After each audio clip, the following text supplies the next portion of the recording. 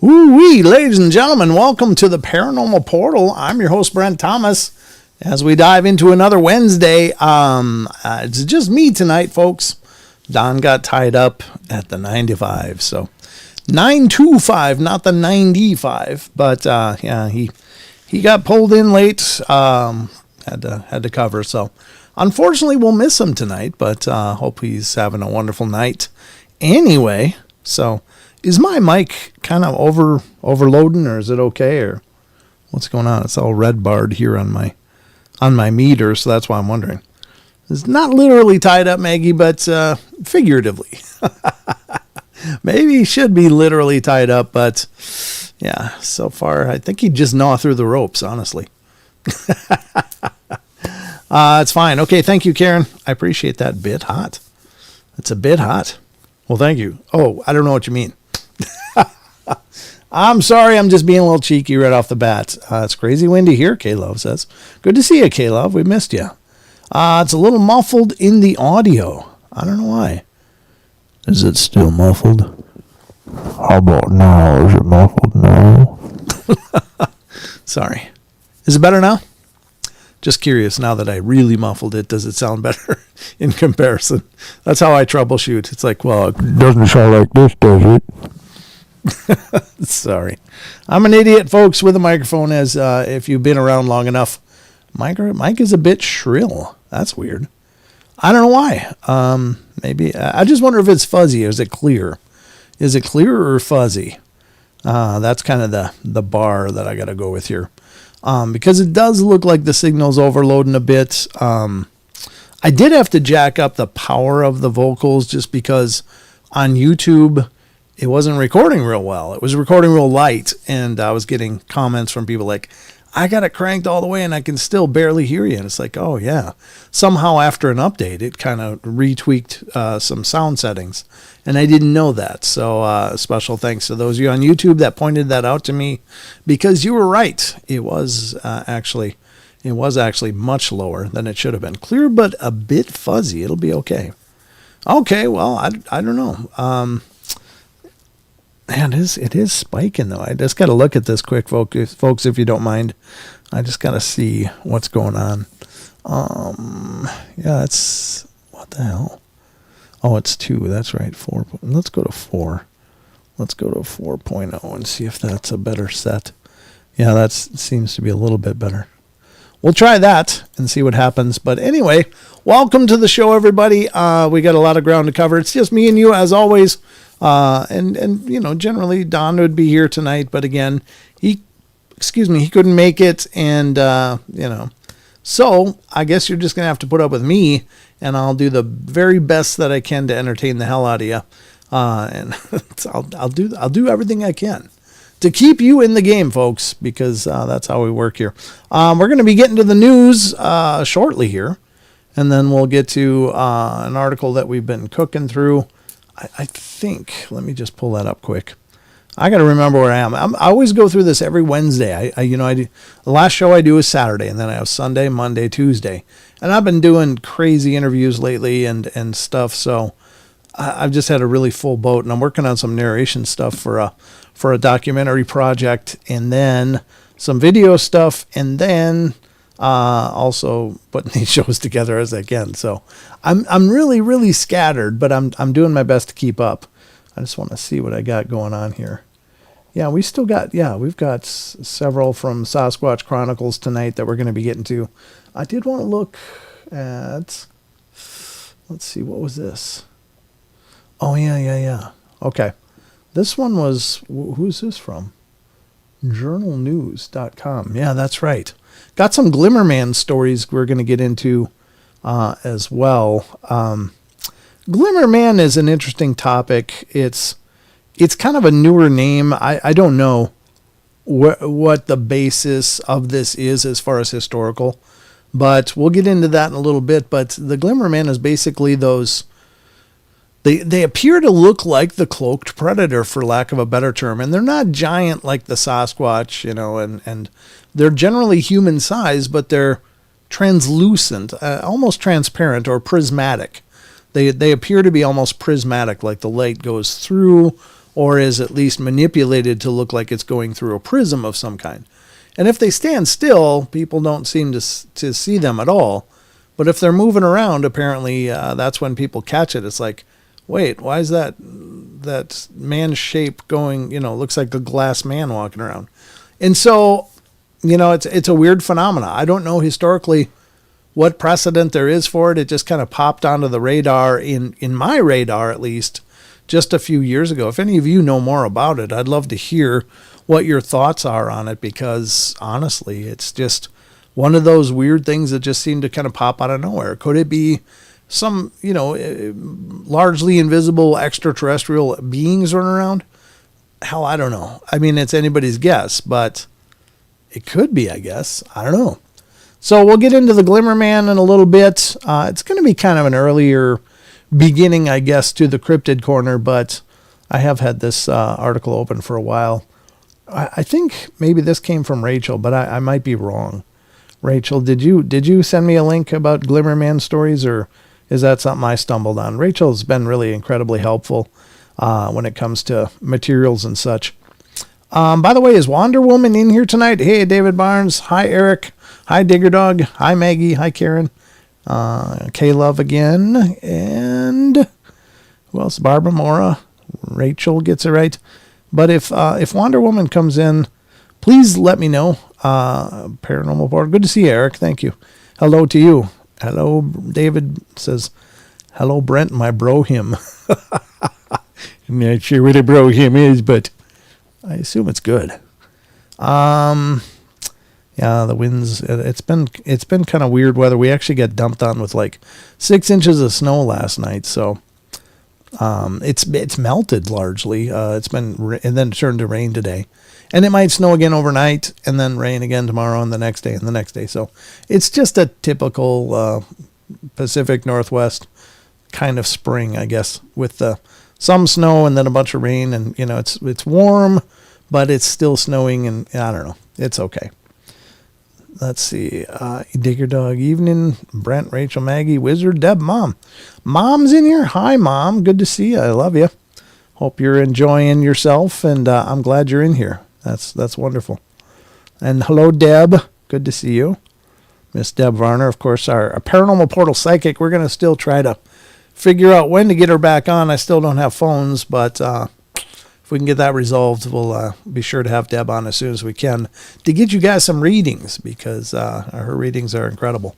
And just so you know, in the interim, Deb does do private readings. You can get a hold of her at purplemysticreader@gmail.com, and she'll schedule a private session with you. And I'm here to tell you, you won't find a more reasonably priced reading anywhere. Not for the caliber that Deb brings to the table. It's incredible. It's a hell of a value, is all I'm going to say. All right. I'm surprised we still have power, and usual with all the rain wind lately. Yeah, lucky. Well, good. I'm glad you're lucky. Up here, we lose power.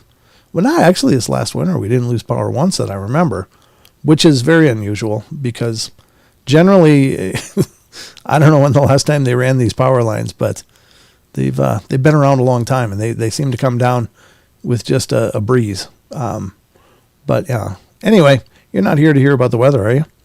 I'm just looking. Wizard Moon's in here. I'm just doing a quick little batch of shout outs. I think that's pretty much all that I can see. It's a little bit overwhelmed. Okay, so I guess we're going to get to the news and see what I've pulled up for you there. Honestly, I did it a while ago. I don't even remember what I pulled up, so we'll both be learning it together. I don't ever pre-read anything on this show, just so you know. So that can be why I stumble with pronunciation sometimes, but I'm learning it with you guys. Okay. All right, let's get to the news. Are you guys ready to get newsed up? Because I'm about to news you up. It's time, ladies and gentlemen, for the Paranormal Portal, the news.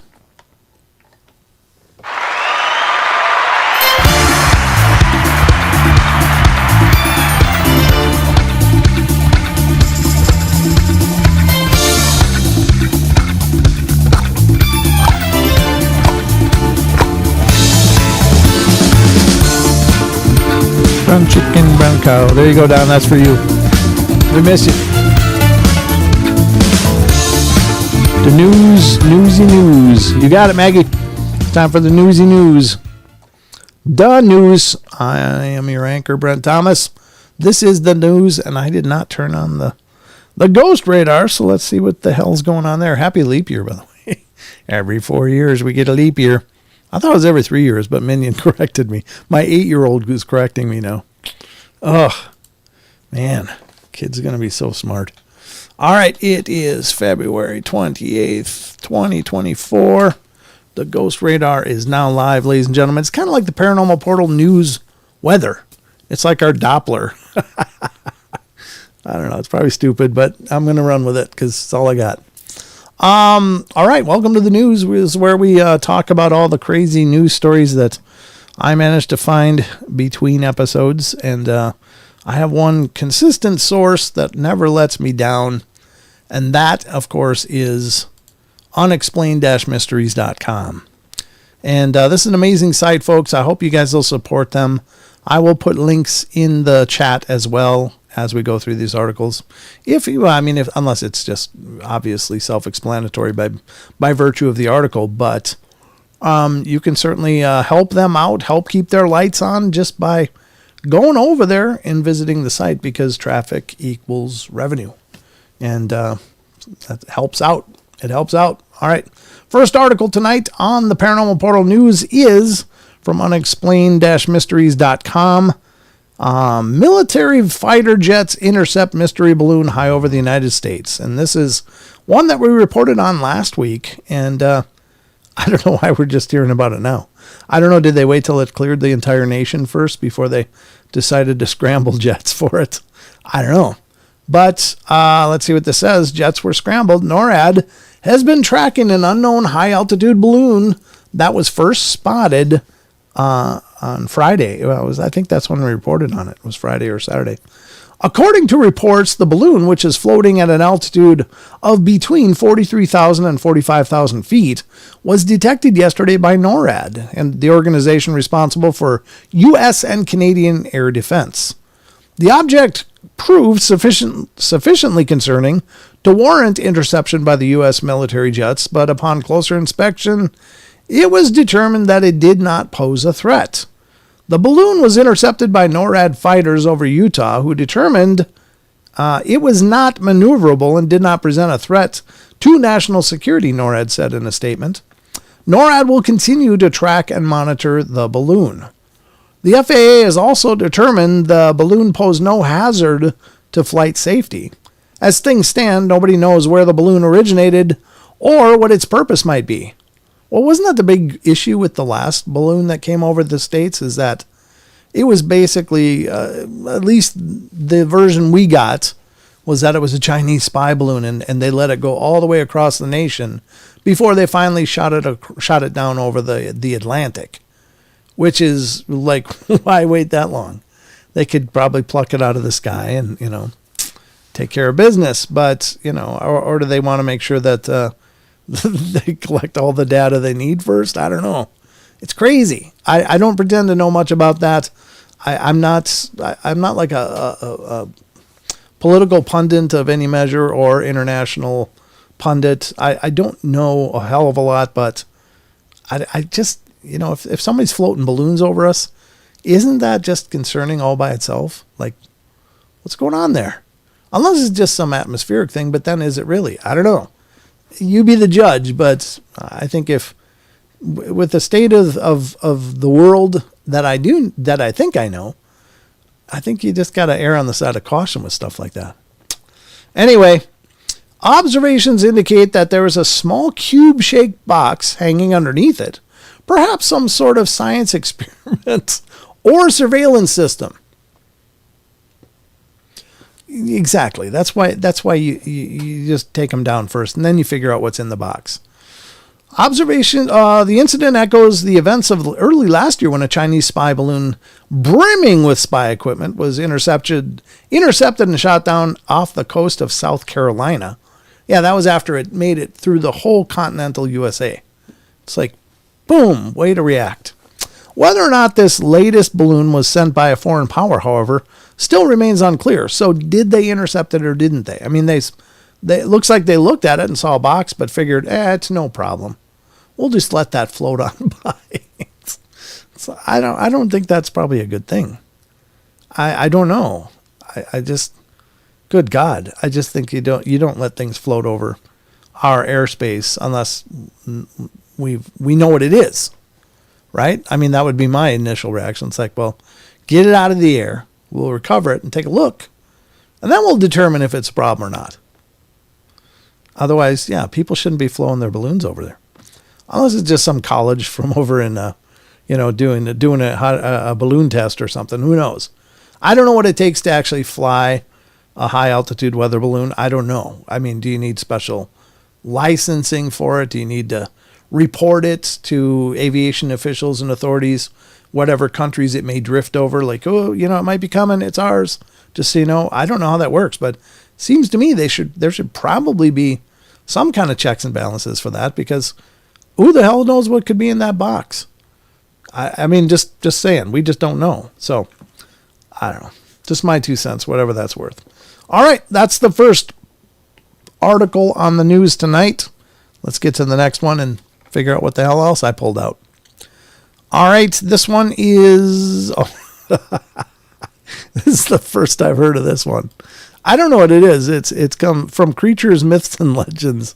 But I can sincerely tell you, I've never heard of this creature or legend before this headline. And I haven't read the article, as I said. So we'll be reading it together. But unexplained-mysteries.com brings us sightings spark bizarre thunder cow legend near Oklahoma Lake. What the hell's a thunder cow? It's that like, what? I don't get it. But anyway, I guess that's the sighting. Does look like a cow. Several people claim to have witnessed and even photographed one of the strangest recent cryptozoological enigmas.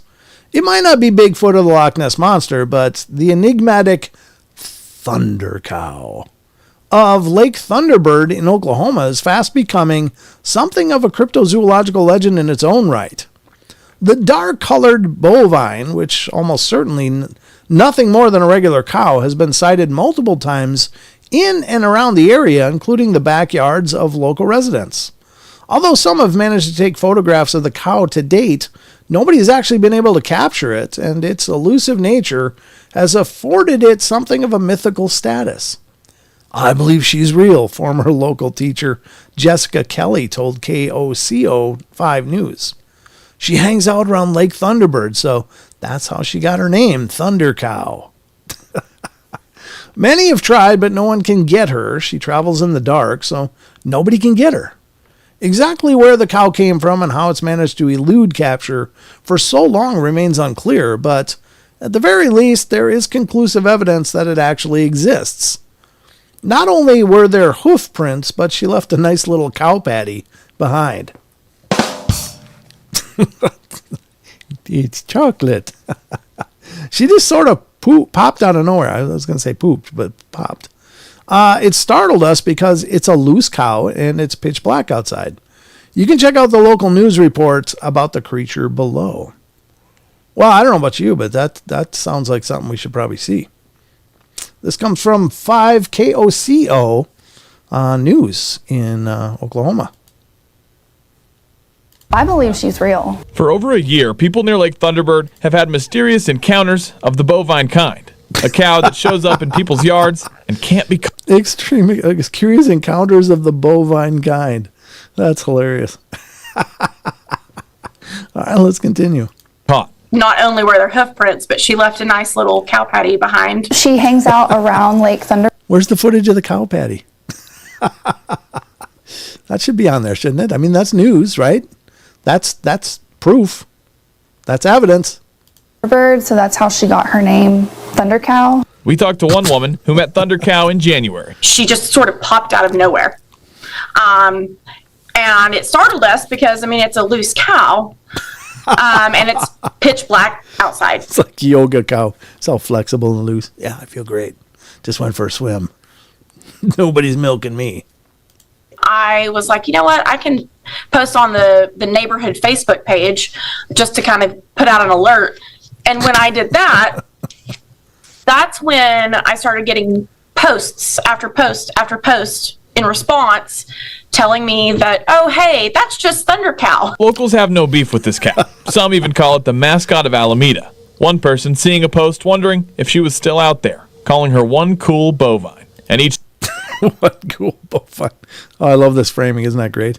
They got the news anchor there, or the reporter there. So he's on screen, and then she's there. Well, that's creative. new post makes the legend even more mystical. Many have tried, but no one can get her, and she travels she travels in the dark. So, is this Norman's very own Bigfoot, or does she have an owner? It's unclear for now, but locals say... No, it's Big Poop. Sorry. They often see her grazing here on the shores of Lake Thunderbird during the day. She's out there. Since Natalie Bevel's encounter, Thundercow hasn't hooked it back yet, but she has heard from others who've seen her in their yards. The legend of Thunder Cow continues to grow. Colby Terrell, KOCO 5 News. Well, there you go, folks. That's Thunder Cow. And I don't know. Is it a cryptid? Didn't somebody report a cow missing? I mean, I don't know. Aren't ranchers pretty careful about their number of cows? Like, hey, we're missing one. Might be ours. I don't know if they still brand cows or maybe it's tagged or I don't know. That's very strange. Huh. Well, there it is, folks. Thunder Cow. A brand new cryptid hitting the scene.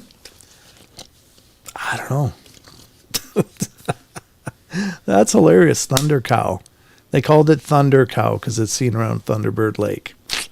Okay. Well, there you go. Now you know. I bet you didn't know that before today. You're welcome. That's the kind of cutting edge coverage we do here on the Paranormal Portal News. You heard it first here. Maybe. If you heard it somewhere else, I'd love to know where. Because you you obviously have some pretty good news sources. That's Thunder Cow, folks. I had to share that with you. That was pretty bizarre. Let's get to the last one tonight. I don't know about this. I guess I've always been told that eating raw chicken is not a good thing for you, but what the hell do I know? I don't know if there's worms or parasites or if there's a risk of salmonella or whatever from uncooked chicken. I just don't know. I know that generally speaking, the meat industries have pretty strict regulations, and hell, I think they even irradiate most meats now, don't they? I mean, aren't they like shooting them full of radiation to kill off stuff before they ship it out? Something like that. I remember there was a big debate about that years and years ago. But at any rate, I know that things like trichinosis in pork is pretty much eradicated. I mean, there still may be the stray odd case, but as a rule, I think that pork, you don't really run the risk of contracting trichinosis. Maybe it's from antibiotics or other things, and with antibiotic or medicated livestock and food sources, maybe that re-raises those issues. I don't know. I'm no expert. But this is a strange report. This is coming from the world of bizarre. I don't know. Did any of you hear about that too? About not eating raw chicken? Like could be really bad for you or poisonous or whatever? Well, here's a report coming from the world of bizarre, February 23rd from unexplained-mysteries.com. Bizarre experiment sees man eat raw chicken for 25 days straight. There he is. I just can't imagine that's a real pleaser on the palate, to be honest with you. With the prices being what they are, I've been eating a bucket load of chicken, and it's just I'm actually sick of chicken, just because it's cheap, relatively speaking, and economical.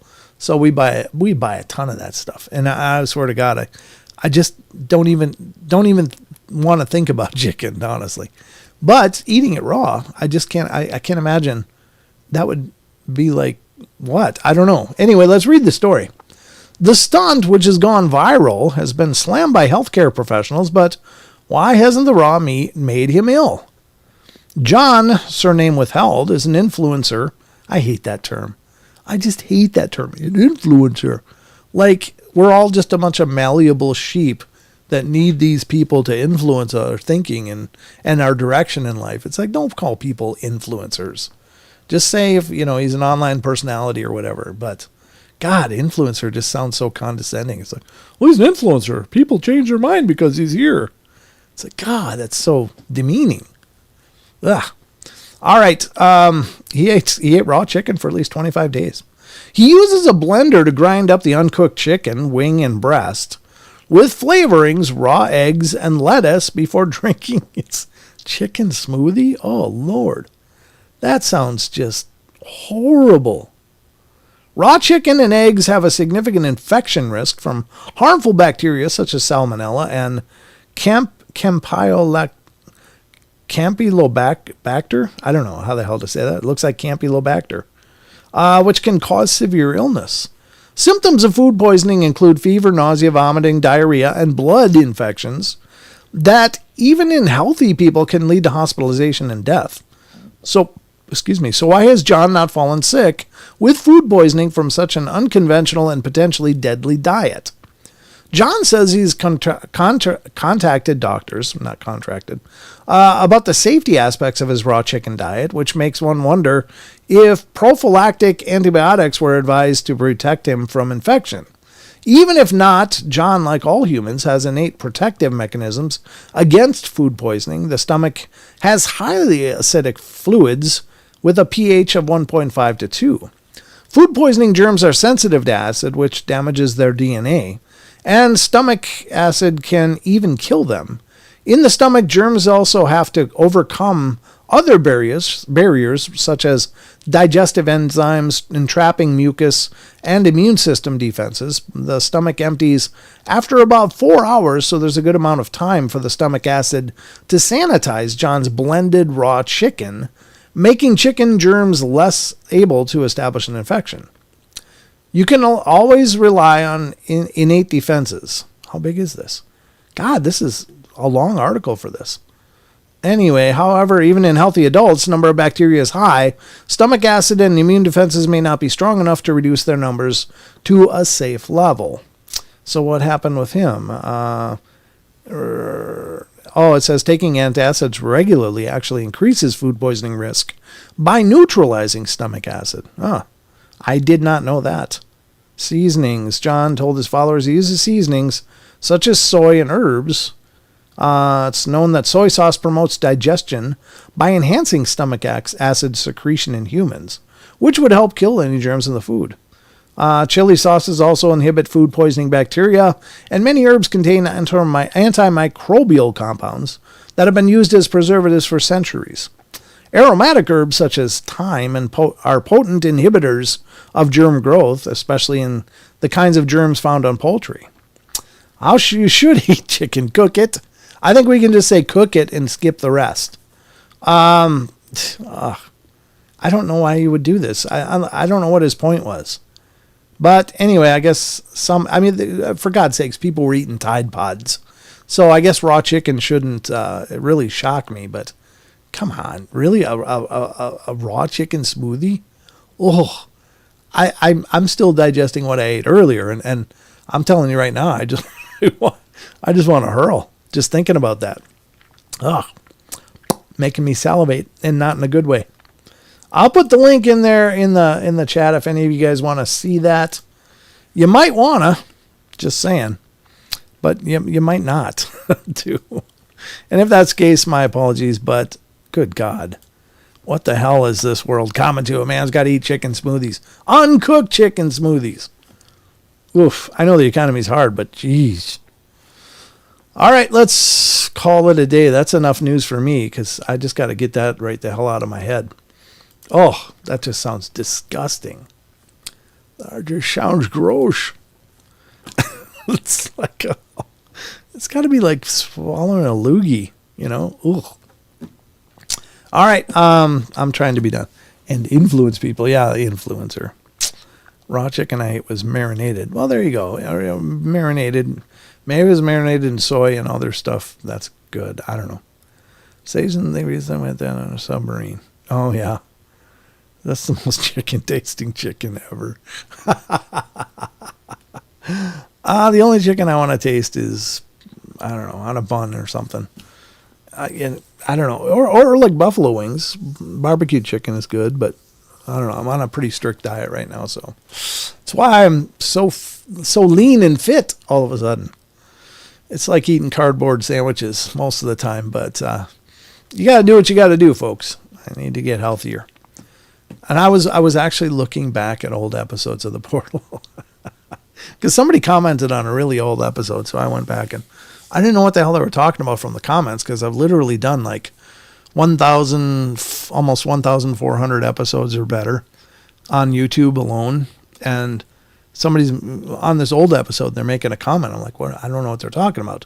So I kind of started watching it to see. And I realized how big I was. It's funny because I don't know what it is, and this isn't really news or even important to the show, but it's amazing how when you look in the mirror, you're like, yeah, it's all right. All right, okay. I look okay. And then if you go through a lifestyle change and you go back and look at it, it's like, ooh. That's not good.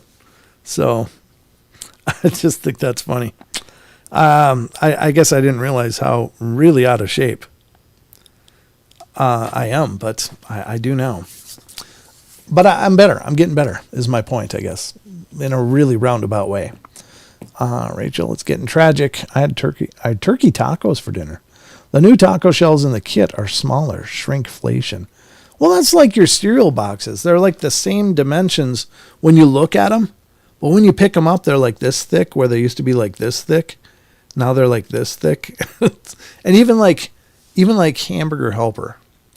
I just made some for Minion tonight, and I got the box out of the cupboard. It's like, God, this is really skinny, and I'm just like, wow. Everything is shrinkflation. That's a great way to put it. Yeah, crazy. All those airs in the chip bags. Come on. And the cost $20. Yeah. Everything is teeny. You're right, Maggie. And including my appetite after reading that story.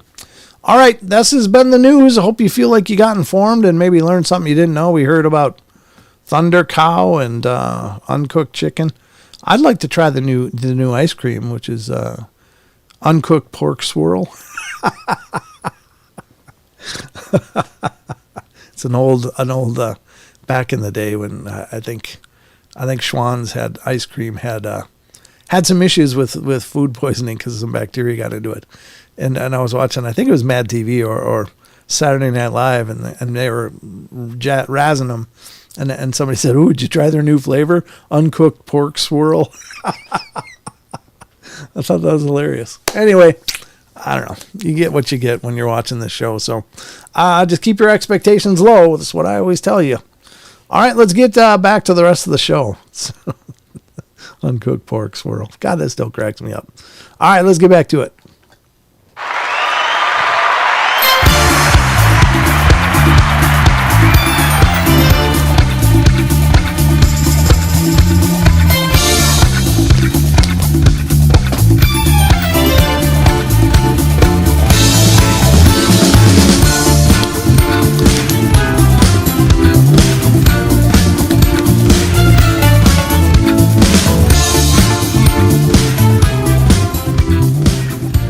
That's a good point, Eric. He says, I hate the term shrinkflation. It's nothing new. They've been doing it for decades. You're absolutely right. They have. I agree. Either they're charging more for what they, a lot more than what they used to. I mean, hell, I remember when I could buy a candy bar for $0.25, like a full-size candy bar. And that's really dating me, I guess, but it's true. I mean, and now it's like $1.50 or whatever. It's like, really? I don't know. We have to get the D-hole emoji here. Oh, that'd be a good one. Yeah, we do. You're right. If you guys can send me an emoji of a D-hole, I will do a D-hole. That didn't sound right at all. Oh, God. That came out all wrong. But welcome to the show, where things often come out wrong. That's just the way I roll. All right, we are gonna continue on our epic journey here tonight on Wednesday. So, I guess we're gonna get to an article, because I promised you something about Glimmer Man, and again, Glimmer Man is a weird thing. It's a weird concept. I don't really claim to understand it. I don't know what we're dealing with here when people are seeing these things. I don't know if it's, it does seem to be a sentient thing. It does seem to have an intelligence, whatever it is. I don't know if they attack people. I don't know if they're just observing and they just get curious and they figure they're pretty hard to see, so they don't have much to worry about because most people don't pay attention. But people do see them a lot of times in wild places. Sometimes people see them in their yards, which is really creepy. Because then you know that they're coming up to your house, or at least interested in what's going on there. Because why would they be there? I don't know what they look like if they were not transparent. But again, they're not generally considered a very large cryptid. But I will say that people have claimed to see Bigfoot cloak. And it's still about a Bigfoot size, but it's still this transparent thing. These things are about human size, just about normal human being, adult sized, but they just look like a prismatic thing walking around. They have no, people don't know what their features are. They don't know, I guess they have hands, they have feet, they walk bipedally generally. They stick to woods, I think largely, at least rurally. I don't know if they've ever been sighted in urban areas or not. I know that people have seen them in their yards, but I think a lot of these people also live rurally. So I don't know what the Glimmer Man is. It's really a conundrum. Is it something that's just a little out of phase for us, and it's what we might consider a transdimensional entity, or is it just an entity, a being that shares this reality with us, but we've largely just not been aware of them because maybe nobody's really paid attention. And oftentimes, if people see things like that, like a humanoid shape moving, they probably dismiss it as some kind of ghostly phenomena. It just gets, oh, that must be a ghost. Just, I could see a shape must have been mostly transparent and just moving through. But what if it's not? What if it's like, could be extraterrestrial? Could be some form of cryptid. Again, I don't pretend to know. Is it a technological thing where they can be invisible? I will say that I remember a video quite some time ago, back in 2010, 2009, where there was this image of what looked like a U.S. tank. And it was, I think it was over in the Gulf somewhere, in one of those Arabic countries. And it was parked, but you could see this shape of a person come running up to the tank, climb up on it, and then go in through the top hatch and close it. And so it looked like some kind of future tech of a military thing, where they were able to basically an invisibility cloak, if for lack of a better term, or at least the ability to simulate invisibility. And that could be a smart fabric of some kind or whatever. And the thing to remember is there reports of, what was that? Where is it? Of Glimmer, the Glimmer thing before the Alien Predator movies. That's a good question. And I don't know, Maggie. That's a great question. I don't think so. At least I'd never heard of it before then, but I started deep diving into this stuff after the first Predators movies came out. First Predator movie. Maybe after the second one was when I really... I've been a fan of this stuff all my life, but I guess it was probably somewhere after the second movie with Danny Glover came out that I really started deep diving into this stuff, because it was just so fascinating to me. Always has been. But, when I'd seen every TV show and every interview that I could find, then I just started diving into the phenomena. And so that's a great point. So is this something that was just manufactured in a sense? And I'm not saying it's not a real phenomena. I think it probably is. But is it something that was given reality by people looking for something like this? Again, like a tulpa kind of thing, or a thought form or something.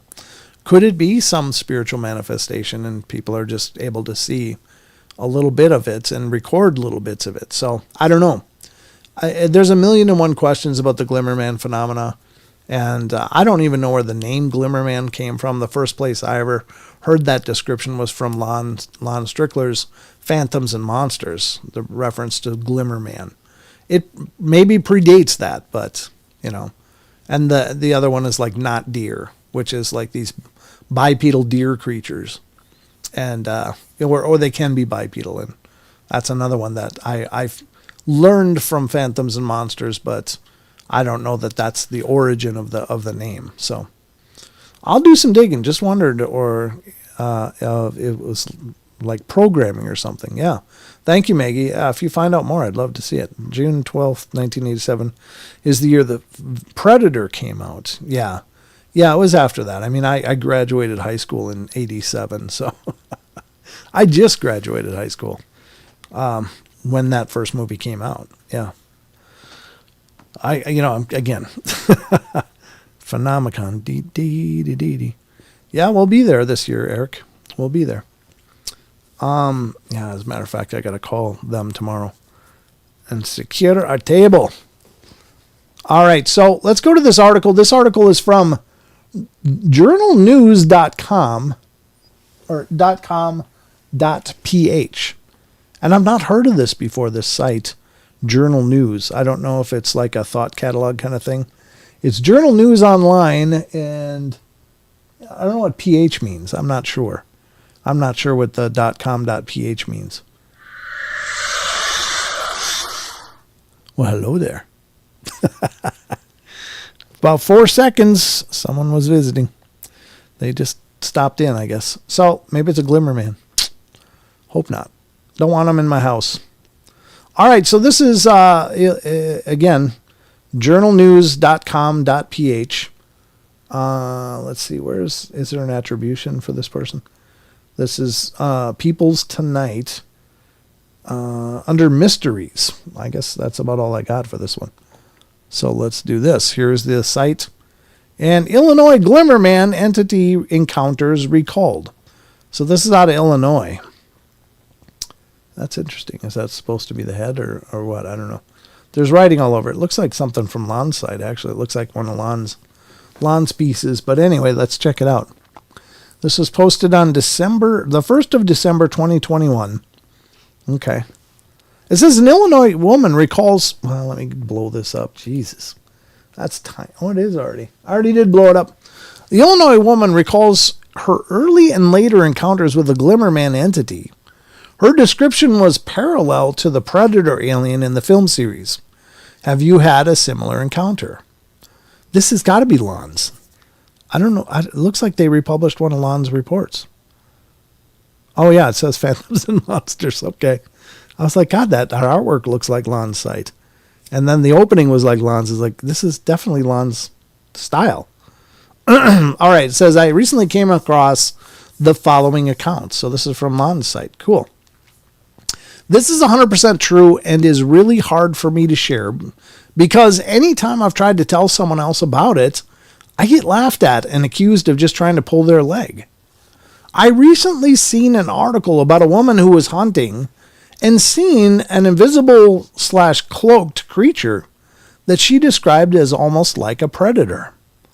From the movie of the same name, and I read her story and even seen the picture she took of said predator. I'm not dismissing her story, actually quite the opposite, since I too have encountered something similar, and is what prompted me to seek out if anyone else has encountered a, quote, predator, unquote, in the woods. Now on to my encounter. When I was about 5 years old, I was playing by the edge of the woods behind my grandmother's house. Well, I played there often, and my grandma just kept an eye on me from the kitchen or living room because the house had huge windows and it faced the woods. Well, she would come out every once in a while just to see what I was up to. I was obsessed with digging in the dirt and collecting unusual rocks and arrowheads that littered the land where my grandmother lived. I should mention this is southern Illinois, not far from the Cahokia Mounds, so finding arrowheads was actually not that uncommon. Anyway, that day, I remember picking out a spot to dig. I'd been out there for quite a while because I remember I had pretty decent sized hole going when something caught my eye up in the tree that I was next to. I almost don't know how to explain it, but it looked like almost a heat wave coming off a branch in the tree. It was fall, and I remember this because I had my pink jacket on, and remember thinking that my mom was going to be pissed because I had dirt around the bottom of the arms from digging. I also remember there being a lot of leaves on the ground. Well, I'm staring at this heat wave and realize it has a human shape. So here I am, 5 years old, and wondering why there's an invisible man in the tree. Well, I remember feeling scared but unsure what to do.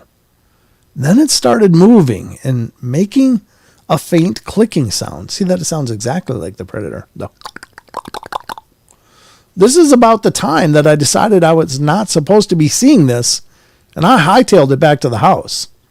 My grandmother seen I was pretty shaken, and I remember telling her that I just seen an angel in my 5-year-old mind. I didn't know what else it could be. I've never heard of aliens or ghosts or monsters, so to me, it had to be an angel because that's all my little mind could think of.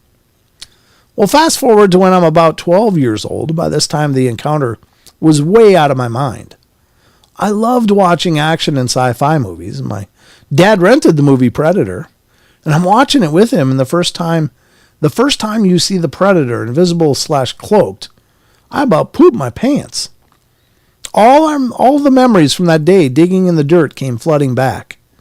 I even asked my dad if Predator was real or if he knew if anyone or any animal had a cloaking ability that I didn't know about.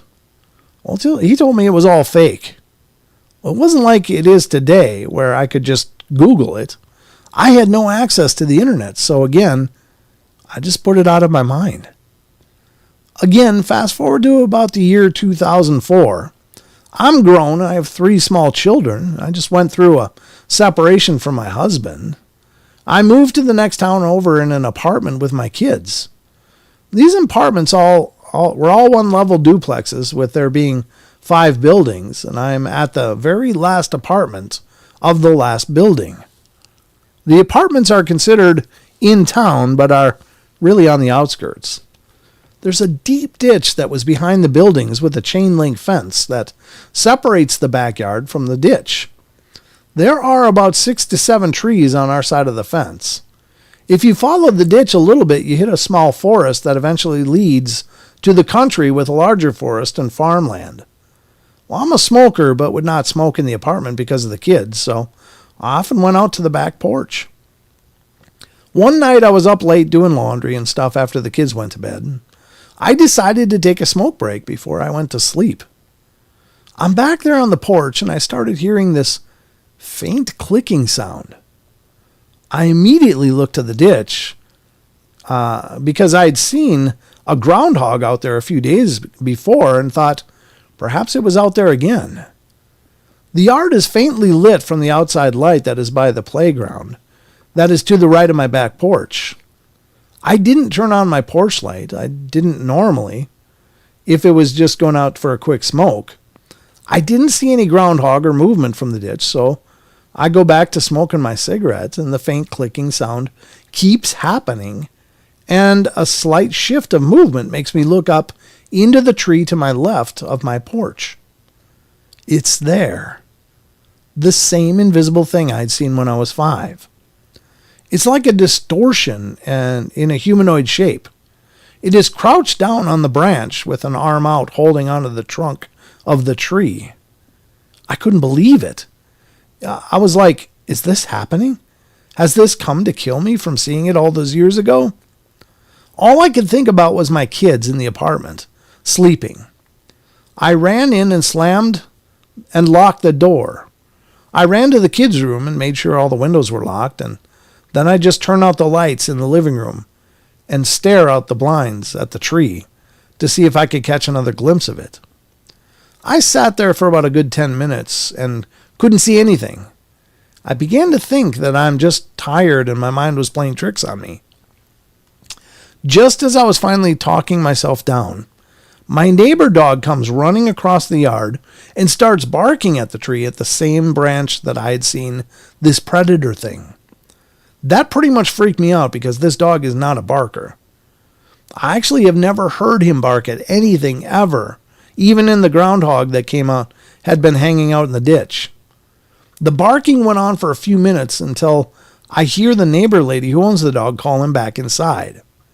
Well, the dog reluctantly turned to go back home, stopping every few feet to look back at the branch and the tree until he was out of my sight. I didn't sleep that night and have never seen anything like it again. I don't know what to think of it. I'm a grown woman. I have kids and a good career. I just want to know if anyone else has ever had an experience like this. I know what I saw, believe it or not. Thanks for taking the time to read this. That's crazy. Huh. So there it is. Again, just after the movie came out, people start seeing this, at least in this account. I don't know if there's other accounts that predate it, but the Glimmer Man, I don't know. It's a strange one. Again, I'd love to hear if any of you guys have any ideas or thoughts about what this is. In fact, Chucky, maybe that'd be a good future question of the week. Is it a thought form? Is it an alien? Is it a ghostly thing? Is it something transdimensional? I just don't know. But again, there's not a historical precedence that I'm aware of for this phenomena. So it does seem to have kind of popped out of nowhere, you know? It just seems to have occurred. And it is kind of curious that a phenomena that fits a movie would happen right after the movie if there's no cases predating that. And does that potentially,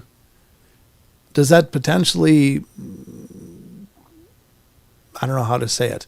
Does that potentially indicate that we do very fundamentally create our reality? So I think that's a curious question. I don't have the answers, but that's a weird one. All right. Get to the chopper. Digger Dog says, all I can say is get to the chopper. What is your mission, Conan? To crush my enemies and to see them scatter before me, and to hear the lamentations of the women. I don't know. I don't do it good, Conan. Sorry. I can't do all of them. Can't do everything. But that's an interesting story. I don't know what to make of it. There's a lot of these reports out there, folks. There's a lot of the Glimmer Man. Good to see you, Jess. Thanks for coming in. I guess we could do some shout outs pretty quick. I don't know. See who's here. See who's hanging out with us. I do like the idea that perhaps this is some subconscious manifestation, but it doesn't sound like this person was okay. So this person maybe had a sighting prior to this, because it was when it was 5. When she was 5 was when she had the first sighting, and then not again until she was 12, just after the movie came out. Her dad, I don't know if it was a video or they watched it on TV or what, or was she that young that it was right after the movie came out? I don't know. But she wouldn't have had a concept of it, having never seen it, right? So that's a curiosity. I don't know. I wish I knew for sure. But it's crazy. And that's the thing that's Homer the Barbarian. I will crush my enemies and see them scattered before me. And to hear the lamentations of the women. How's that? Homer the Barbarian? I don't know. Does that work? I tried. I don't know. The things I do to amuse you people. Must be love. That's all I got to say. Have you heard this type of report before? Even a few on TY. What do you mean, YouTube? Oh, you've heard a few? Yeah. Yeah, I think you're talking about a Digger. Are you talking about the Glimmer Man stuff? That was good. Thanks, John. Well, got to keep you guys interested. I don't need you clicking away to go to some other show, Rather have you stick around here. I've heard of Glimmer Sticks. I don't know what the hell those are, Jess. Okay. But yeah, I don't know. Glimmer Man could be a military tech or some other high dimensional beings. Chucky, I was just talking about that I remember seeing a video back in about 2009 maybe of a tank. I don't know if you were in here when I brought it up, but there's a video on YouTube, and it's very old now, but it was about 2009. But it showed this tank like in the Middle East somewhere.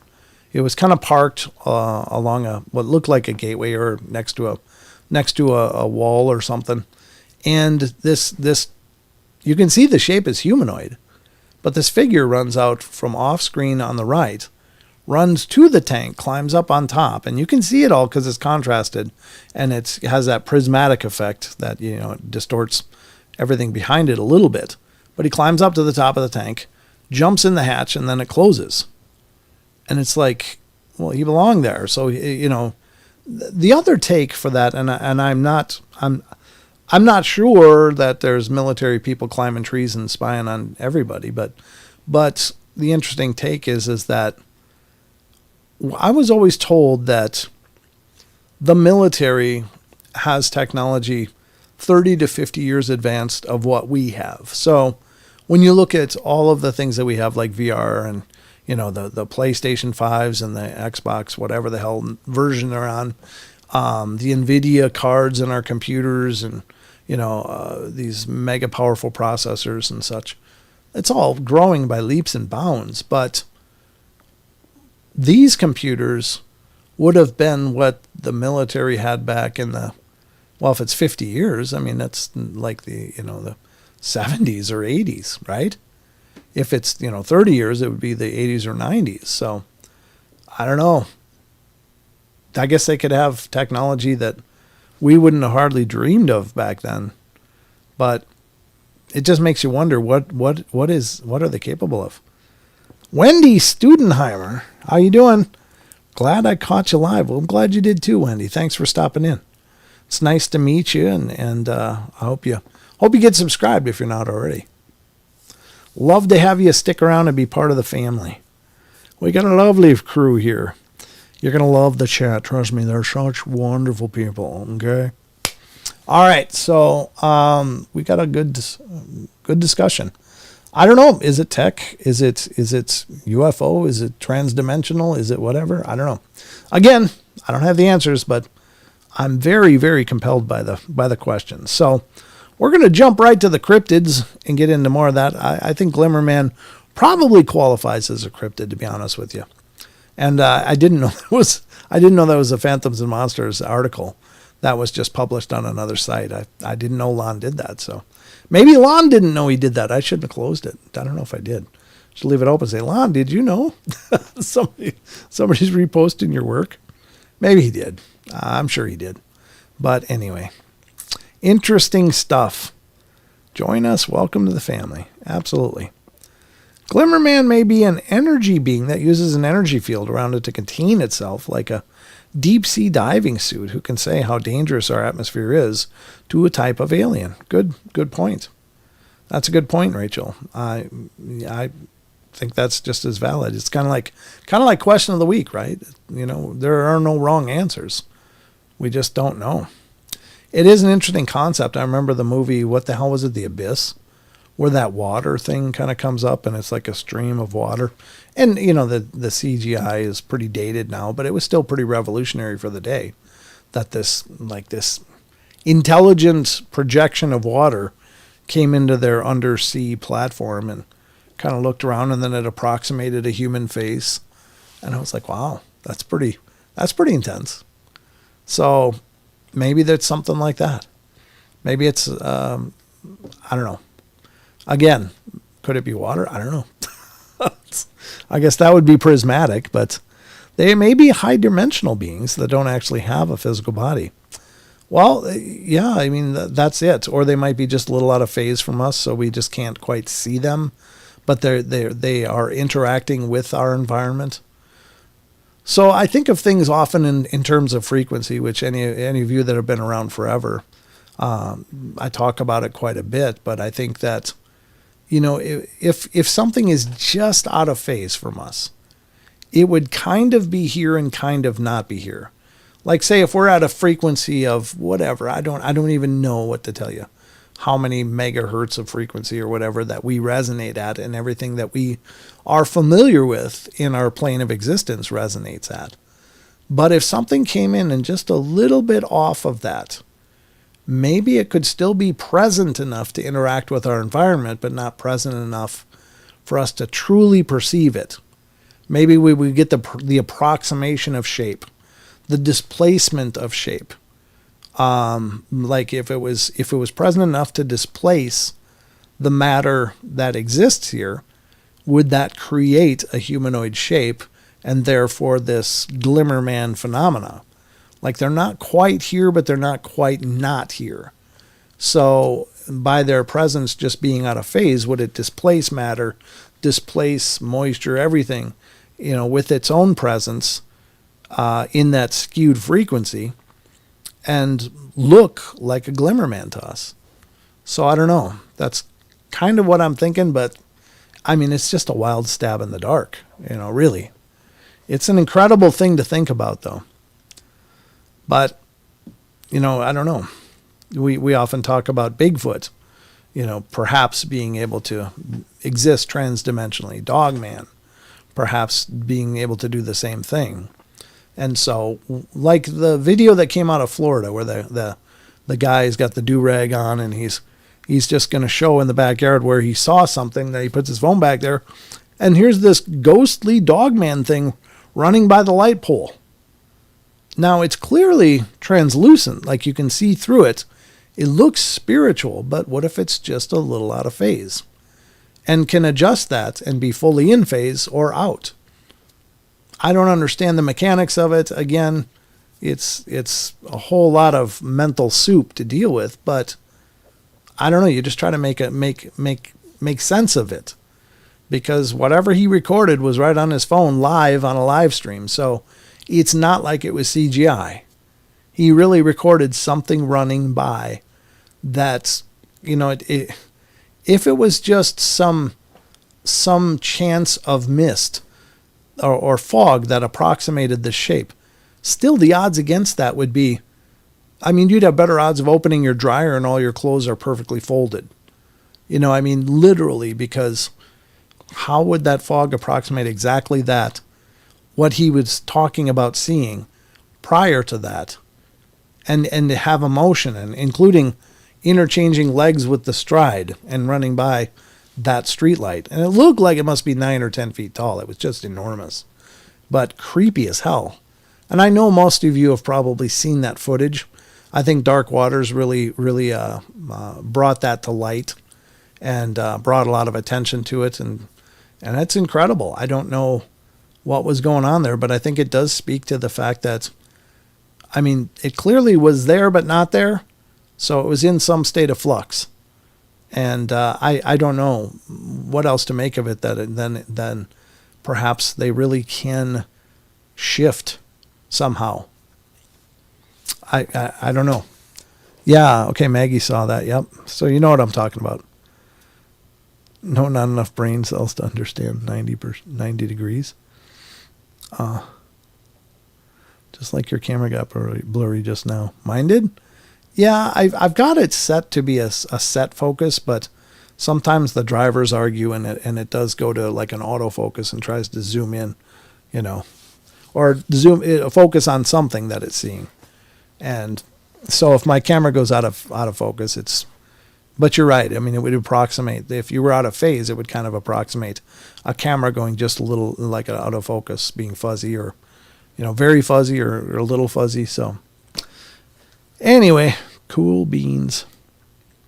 All right. So there it is. Let's get to the cryptid corner though. We've had a pretty robust discussion about the Glimmer Man. Where's Don? Don couldn't be here tonight. He got stuck at work, so I'm doing my best to man the fort without him tonight. Wasn't me. Oh, yeah. Sam C. says, from understanding one of the technologies, it's basically some kind of material that wouldn't like the outside. You're looking at it and you can see it through to the other side. Huh. That's interesting, Sam. That's pretty wild. Howie Z says, can the earthworm see the sun? People are like that for sure. That's kind of a mind bender, Howie. I don't know what to make of that. That's an interesting point. Nice to meet you, Howie. That's a new name to me. Welcome to the show. Do worms have eyes? I don't know. With nature, like there's plenty of things that are subterranean that don't really have eyes, or they have eyes, but they're not really working eyes. So do they become aware of things like sunlight? Well, maybe from heat. Maybe the eyes are functional enough to see that there's some light, some kind of light, but probably not definition, like bats, for instance. They avoid the sun. They, stay hidden until night. Probably mostly because a lot of the bugs come out at night. But anyway, do worms have eyes? Yeah, I don't know. Or what was that? Some earthworms definitely can see the sun. Oh, they can. Okay. I had no idea. But even plants approximate vision, because it's been debated that a lot of the cells on the surface of leaves and stuff are very similar to, at least in form and function, to our ocular receptors, so that they can, and if you have plants, they always turn towards where the light is. They do. They just, some could say, well, that's just the chlorophyll reacting or whatever, but I think it's a pretty I don't want to say an established conclusion, but there's plenty of evidence to suggest that there is a sentience in plants, that there is some form of consciousness in them. And I guess by virtue of being alive, that, makes sense. The slim, they make coats, their tunnels will also fluoresce. Huh. Oh, the slime. The slime they make coats their tunnels and will also fluoresce. I didn't know that. Chucky, you know a scary stuff. You know a scary amount of stuff, Chucky.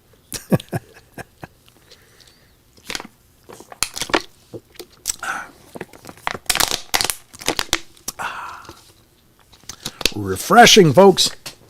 Got to wet the whistle because I got my reading come up. They basically coating their tunnels with lights. I didn't know that. I feel a little guilty for putting them on hooks now, dude. Thanks for killing fishing for me. It's like screaming carrots when you're cutting them up. All right. So anyway, let's get on with it. We got more to get to. We're going to hit the cryptid corner now and talk about creatures and cryptids. And one of our first stops on our journey is, oh yeah, that's a Glimmer Man stories. What the hell's that? Yeah, that was that one. Wait, that's a different cover. There's more Glimmer Man. Where the hell did this one come from? Okay. I actually got more Glimmer Man stories. Do you guys want more Glimmer Man stories or you want to dive into Bigfoot? What do you want to do? Let me know in the chat.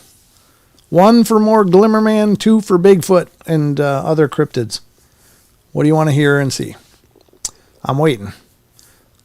1 in chat for Glimmer Man, 2 for Bigfoot. Or other cryptids. 2 for other cryptids. There's 2 for John. He wants other cryptids. Chucky says 1. He wants to talk about Glimmer Man more. So it's a tie. This might get a little difficult. 2-2. Oh my God. Looks like 2s are winning. That just flew up with like 15 entries. So Manuel Annie, how you doing, Manuel Annie? Nice to see you. Wizard 2, Rachel 2, Maggie 2. I really can't decide. Barbara, John, Labella 2. They only get 1 entry, John. Let's see. Bigfoot. Vincent wants Bigfoot. All right. Well, if we get some time at the end, we'll come back to some Glimmer Man stuff. Otherwise, we'll do it on Friday. I think these stories with Glimmer Man are very interesting because, hell, again, it's a huge mystery to me. I just don't know what the hell's going on. But I think it's fascinating. And between now and then, if anybody can find out, are there Glimmer Man stories that predate the Predator films?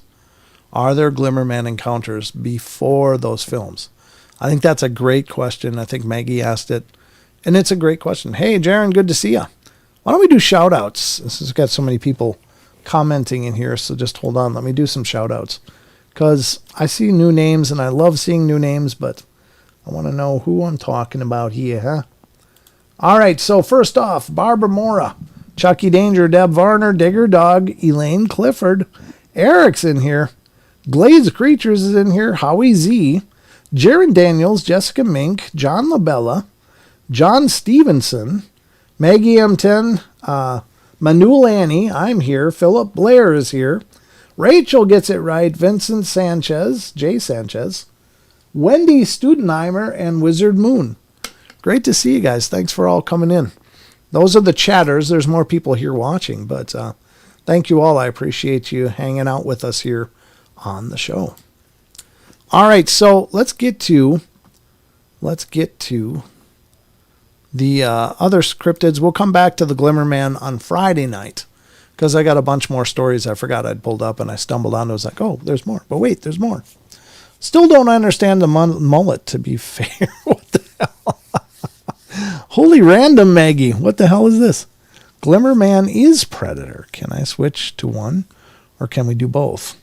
Well, if you come on Friday, Phil, we'll go back to it. And we may revisit some tonight. We'll just see what we run into here. I know I got some cool cryptid stories to get to. But first off, we're going to go to Sasquatch Chronicles. And this is from February 18th. This is an experience in Chehalis, Washington. That's not too far from Well, no, maybe it is. I don't know if Chehalis is over by Seattle or where. It's not a long story. It's pretty short. But special thanks to Wes Germer for letting us use his blog. Experience in Chehalis, Washington. A listener writes, my husband and I have two experiences. One was at Trout Lake and the other was at Chehalis. The Trout Lake one was my husband stepped out of the truck to enter a gate code, and it sounded like a samurai talk, and we were all telling him to like get in the car. It was in November and dark. The other one in Chehalis was in November, and we were in the Thousand Trails campground. Basically, it was empty. It was pretty dark, and I was backing my husband into the camp spot, and I heard a huge branch break or a small tree pushed over. Well, after we got set up, we were sitting in our trailer, and we heard a few noises of something hitting the back of the trailer. We went out and looked and didn't see anyone.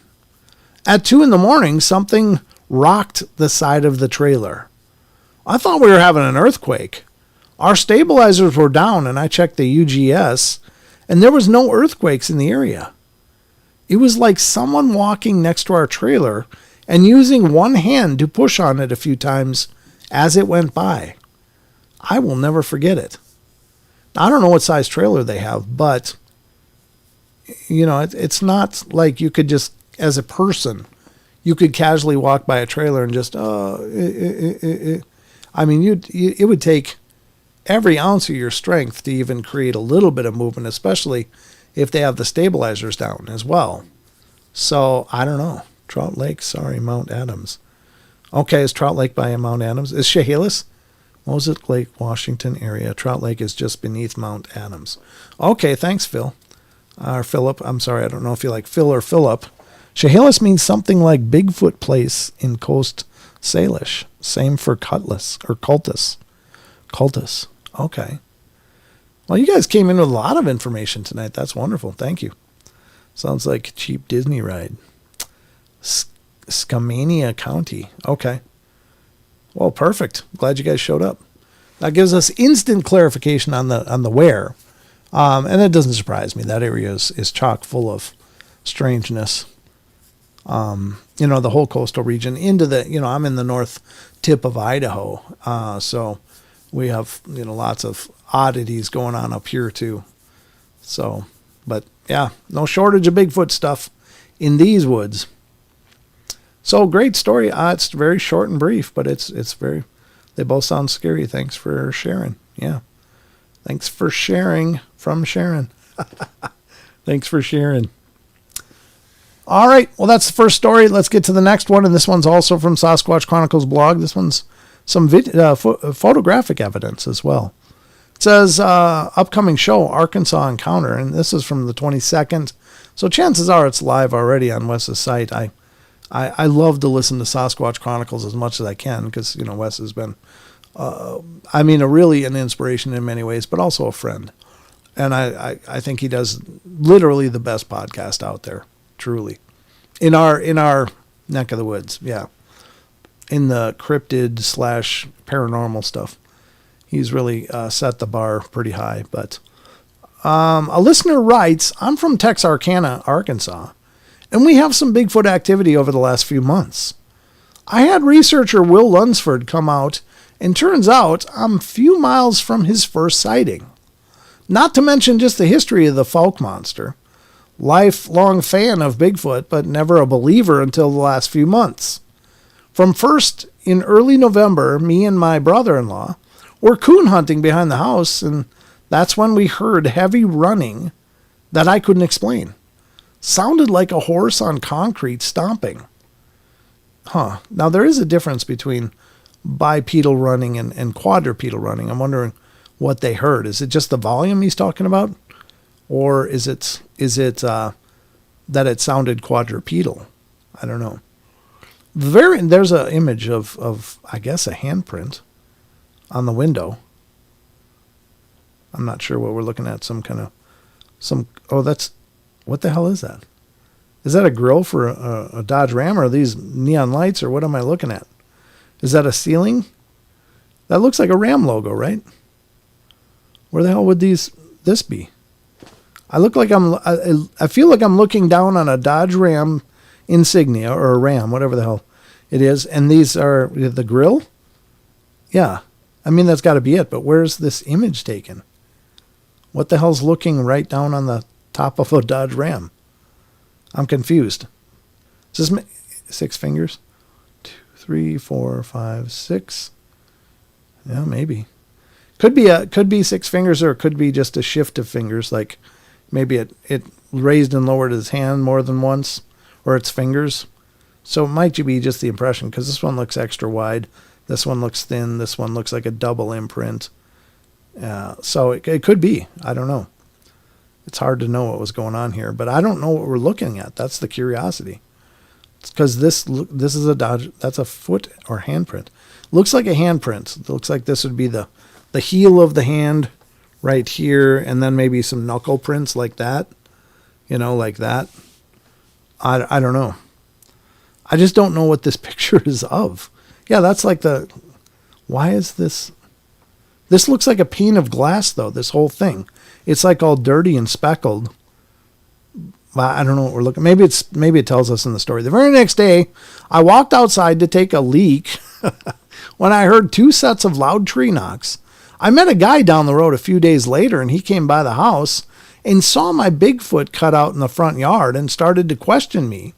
I just brushed it off until he said he's seen it and saw prints back in 2021. So then I told him my recent stuff. Then we tie it back to last spring when my sister-in-law came and stayed with us for 2 nights and had a print on her car in the next morning, at car the next morning. I'll send you pictures, but we still hear knocks time to time. And again, this actually is the car that this is on. It looks like we're looking through like a dirty pane of glass at the front end of a Dodge. But this is the smudge that's actually on the car. Okay, well, maybe that makes more sense. It just didn't look like that, right? Skamania and Klickitat County borders just east of Trout Lake. There are all those lava caves and such. That's interesting, Philip, because often people wonder if Bigfoot are at least partially subterranean, that they may travel through extinct lava tubes and cave systems. So that would be a very interesting correlation. Brent, that area looks like Washington State as far as geography and trees. Yeah, I mean, where I live looks like Washington State too, and so does the west of Montana. I mean, it's all pretty indistinguishable, at least visually, from each other. You'd never know you were in different states, but it's all just continuous forest for quite a ways, into the Colville Reservation on Washington State, all the way here, which is near Coeur d'Alene, Idaho, which has several reservations, and then into Montana, it's all beautiful country up here. It's incredibly beautiful. It's like living in a postcard. Honestly, it's just amazing. But there's lots of wild out here. There's bears and of all kinds. There's even signs up when we go mushroom hunting for watch out for grizzlies and stuff like that. And it's like, I'm from Minnesota. We didn't have grizzlies there, so it's kind of weird. I feel always like my head's on a swivel whenever we're out mushroom hunting. It's like So anyway, so this is apparently on the actual vehicle. So it continues. Then we tie it back to last spring, and my sister-in-law came and stayed with us for 2 nights, and we had a print on her car the next morning. Send you pictures, and we still hear knocks time to time. What is this? Is that a footprint, I guess? It's very narrow, though. It looks very narrow for a big footprint. Generally, I mean, hold on. I'll get you a cast that I have of a print. It's really incredible, but just hold on.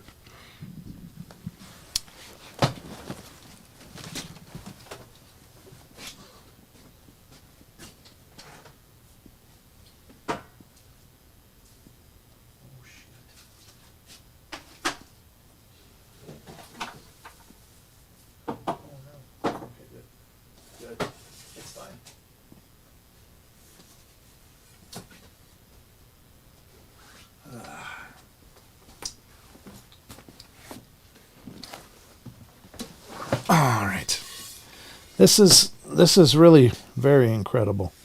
And it's hard to, when you're just looking at images, it's hard to get a feel for what one of these prints looks like. I'll put it full screen. But this one, it comes out, I got this from Cliff Barrickman.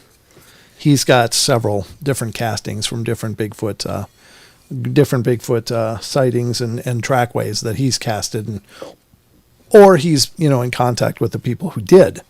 It's hard when you look at an image. How big is a Sasquatch print? I mean, you hear things like 16 inches, 18 inches, whatever, and like several inches wide, and it's still just a picture, and it's just an arbitrary thing until you can hold one in your hand.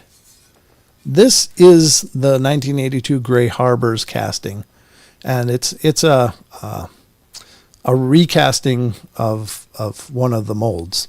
So it's not the original, but you can see the detail on this, and it's just incredible. And this reason?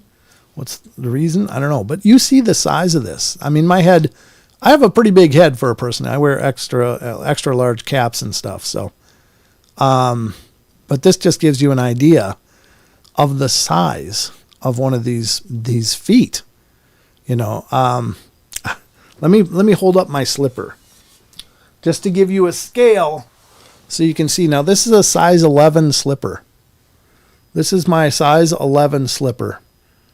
And, it's just so much bigger than a foot of a person. And this is barefoot.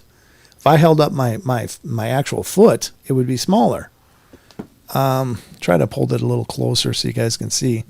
But there's quite a bit of detail on here. But you can really see that these things are enormous. But you look at the width. That's the part that always blows me away. And when you think of a Sasquatch possibly being 800, 1,000, or 1,200 pounds, you need a big base. Now, I don't know the size of this one. I don't know if it was observed. It was just a discovered trackway, but I'm not sure if anybody's ever estimated, but I would say this is at least an over 8-foot tall creature, which if you're in a standard house, most houses have 8-foot ceilings. You get an idea of how big that means. Yeah. These are wonderful. And this is one that I definitely, want to put up on the wall as well, but I'm also don't want it to get broke either. I mean, these are just plaster of Paris or whatever. And, it's just interesting. On this one, you can't really see where the mid-tarsal hinge or break would have been as it walked. Usually you'll get like a pile of debris here that would be like an indent somewhere on the foot. Our feet flex at the ball of the foot here, but a Bigfoot's foot would be much closer to the ankle because of the weight distribution would have to be. It just wouldn't be as functional if it was way up here as it is for us. So that's why they have a mid-tarsal hinge. And it's just, look at my head.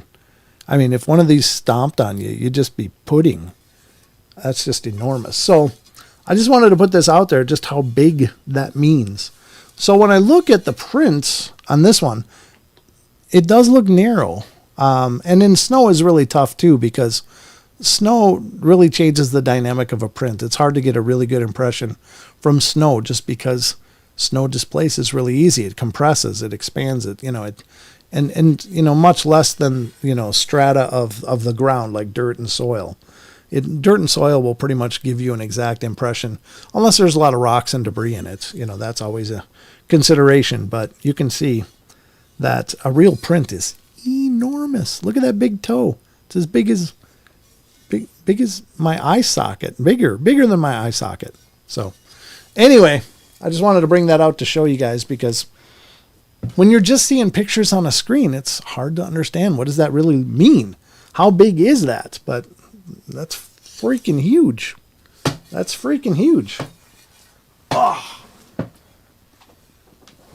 Yeah, that's why I love going to conferences, folks, because you get to, Jeff Meldrum has an actually a bunch of wonderful castings, as does Michael Freeman, son of Paul Freeman. He has several of his dad's casts, and you can pick up copies of them. Yeah. Thank you, Maggie. Glad you think it's really cool. It's kind of show and tell. It's, I don't have a lot of stuff to show and tell, but when I do, I got to, flex. But if you get to conferences, you can buy these actual impressions, and, Cliff signed that one. He's a really nice guy. Cliff is a wonderful guy.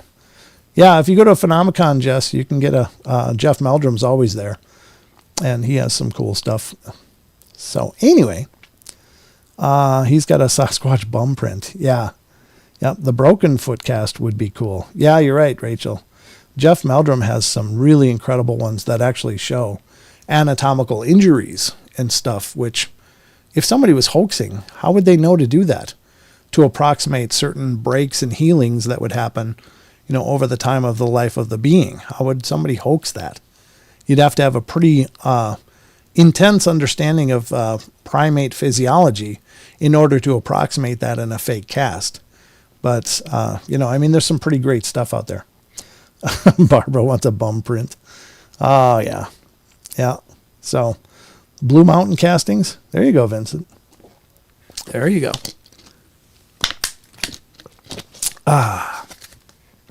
But it's really interesting to see those things in person. It's just like, my God. They are so huge. All right. And this is why I love the portal face red. Oh, thank you, Maggie. That's sweet. We love you too. We love all of you. All right. So that's the prints. Let's see what more, if there's anything more. There's another print of some kind. And this is the problem when you have strata like this. How do you cast that? I mean, you can remove the leaf litter, but it's so hard to get definition from a lot of the substrate that is on the ground. This is a lot of, chunky soil. It looks like it's pretty dry. The ghost radar's just hissing tonight. There's an interesting tree break, or at least maybe some form of structure. I don't know. Was it broken from here and just fell, or what? But maybe. I don't know about this stuff. These images, I think, it does look like there's something whiter there than here. I don't know. I don't know what they're indicating here. I think images like this are really hard to quantify as far as, being, unless you had, that's why I always say, if you present evidence, it should look like evidence. It really should. Cat Doherty's here. Good to see you, Cat. Thanks for coming in. And this stuff, if you need a circle, that's always a tough start for evidence, because, if you need to circle something, that might be hard for the average person to grab onto. And you could be right. It could be depicting something, but it's just hard for, an average person to just go, oh yeah, I believe that's cryptid. Some people do. Some people will do, oh yeah, I believe it. I believe it. And that's okay too. You believe whatever you want to, but I don't know what this is showing. Looks like some bird feed, or some feed that was put out for possibly deer. And it's all over the ground, but I'm not sure if that's some kind of impression, like a handprint or something. I have no idea. It's too ambiguous to say for sure. So anyway, I don't know what the actual show was like. But again, and I'm not casting aspersions at these people. I think, they're sure they experienced what they experienced. I just couldn't get my head around that this was the truck. It's that dirty or scratchy or car or whatever. But it looks like that's dented there. I don't know. It does look like it's a picture taken through a really dirty pane of glass with a grease smear of a handprint on it onto the front end of a car. I was like, what am I looking at here? I don't get it. Okay.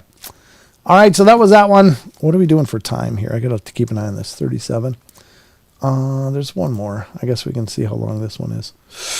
This one's long. All right, so we'll do one here, and then one or two from Phantoms and Monsters, and that should be about the journey tonight. Let's see how it goes. All right, so this one's from Sasquatch Chronicles blog, February 15th. It felt like whatever it is, I should not be looking at it. Let's see. My first encounter with what I would say was Sasquatch was in 2011 when I was about 12 or 13 years old. To my best guess. I was at a campground in south of Fredericksburg, Virginia.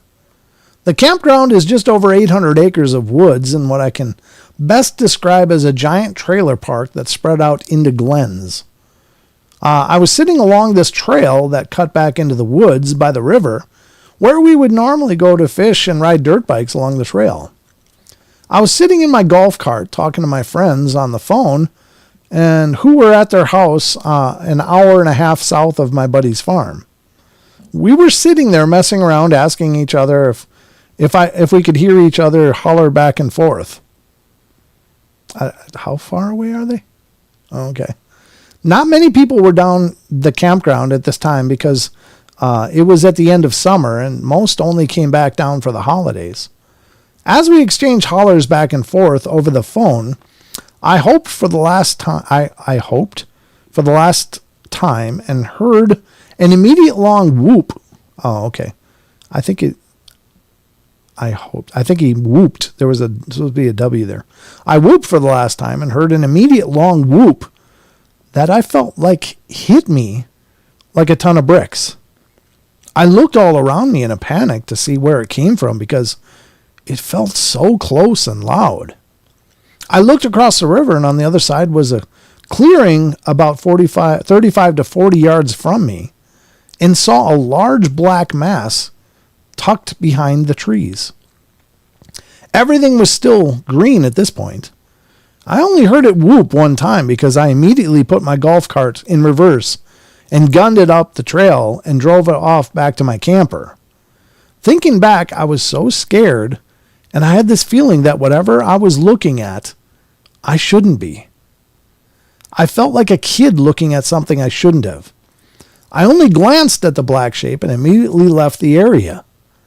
We rarely ever went over to the other side of the river because there was a legend that if you went over there, you would have things thrown at you, and we always blamed it on Native American ghosts because there was a lot of burial grounds in that campground and surrounding area.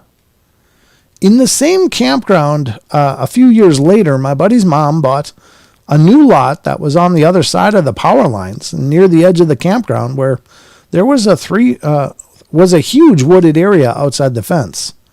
From the start of us being there, we had really weird encounters over there. We always saw this huge black shadowy thing walking through this area 60 to 70 yards from his porch that would push through this bamboo thicket. One night we were driving down the dirt road, and in front of us, where the road curved, what I thought at the time was a black shadow about 4 feet tall, darted across the road from a building that was on the right and ran towards these abandoned campers of the left of the trees. Me and my friend, being mortified and screaming, we drove as fast as we could to his camper to tell his mom, who believed in ghosts and cryptids, and she always tried to help us calm down when something unexplainable happened. If you'd like, I can explain things better in another email about his family and the area. Next encounter in the campground was in the middle to late fall, and I was probably one of maybe 20 people staying in the campground when we came down to clean things up before we winterized everything. I was walking to a friend's lot that was a couple miles away from mine in the same glen as my friend's camper. I walked over before sundown and hung out and had to walk home after dark because my dad didn't answer to pick me up. There was always coyotes and occasionally black bear wandering through.